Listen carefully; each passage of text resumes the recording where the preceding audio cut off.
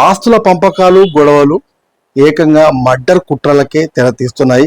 అలాంటి ఒక సంచలనమైన ఘటన గురించి మనం చెప్పుకుందాము. జైత్యాల జిల్లా మెట్పల్లి పోచమ్మవాడలో ఈ ఘటన గత నెల 13వ తేదీన జరిగింది. అయితే ఇప్పుడు అందులో ఒక కీలకమైన మలుపు మనకు కనిపిస్తుంది.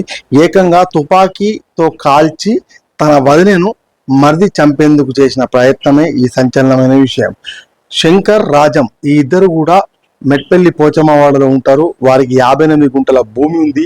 ఆ భూమిని అన్న రాజంకు తెలియకుండా శంకరు తన పేరిట రిజిస్ట్రేషన్ చేయించుకున్నాడు. ఆ తర్వాత విక్రయించాడు. అదేవిధంగా వాళ్ళ పేరిట ఉన్న ఒకే ఒక్క ఇంటిని కూడా తన పేరిట రిజిస్ట్రేషన్ చేయించుకోవడంతో మొత్తంగా ఈ కుటుంబంలో గొడవలు ముదిరాయి. ఆస్తి పంపకాల విషయంలో 2 సార్ల శంకర్ తన అన్న రాజంతో పాటుగా తన వదిన లక్ష్మి పైన దాడి చేయడంతో 2 సార్లు కేసులు కూడా నమోదయ్యాయి. అయితే తన మొత్తం వ్యవహారానికి వదిన లక్ష్మి అడ్డుపడుతుందని చెప్పేసి శంకరు ఆమెను లేకుండా చేద్దామని ఒక ప్రయత్నం చేశాడు. ఈ క్రమంలో తన దగ్గర పనిచేస్తున్న సచిన్ అనే ఉత్తరప్రదేశ్ ప్రయాగరాజ్కు చెందిన డ్రైవర్ను సంప్రదించాడు.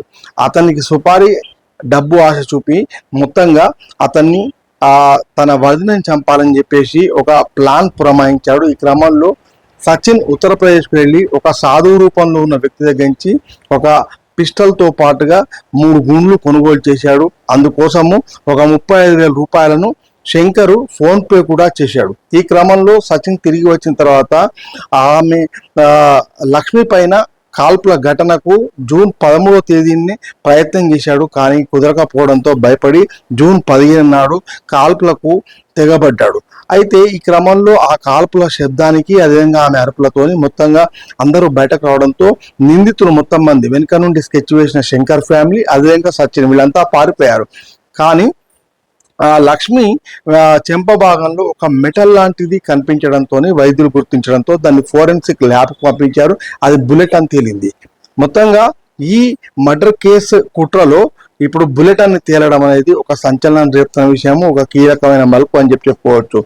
గతంలోనే ఈ ముగ్గురిని శంకర్ను, ఆయన భార్య అనూష, అదేవిధంగా అందులో పాత్రధారైన ముత్తన్న అనే బంధువులు ముగ్గురిని కూడా పోలీసులు అరెస్ట్ చేసి ఇప్పటికే రిమాండ్కు తరలించగా తాజాగా సచిన్ను కూడా ప్రయాగరాజ్కు వెళ్ళి తీసుకొచ్చి అతన్ని కూడా రిమాండ్కు తరలించారు. మొత్తంగా ఆ దురాశ దుఃఖానికి ఏ విధంగా చేటవుతుంది అనేందుకు ఇది ఒక ఉదాహరణ అని చెప్పుకోవచ్చు. ఆస్తుల పంపకంలో ఆస్తి అంతా మొత్తం ఆమె కొట్టేద్దామని చెప్పేసి ఇప్పుడు శంకర్ ఫ్యామిలీ కటకటాలు లెక్కించాల్సిన పరిస్థితి ఏర్పడింది.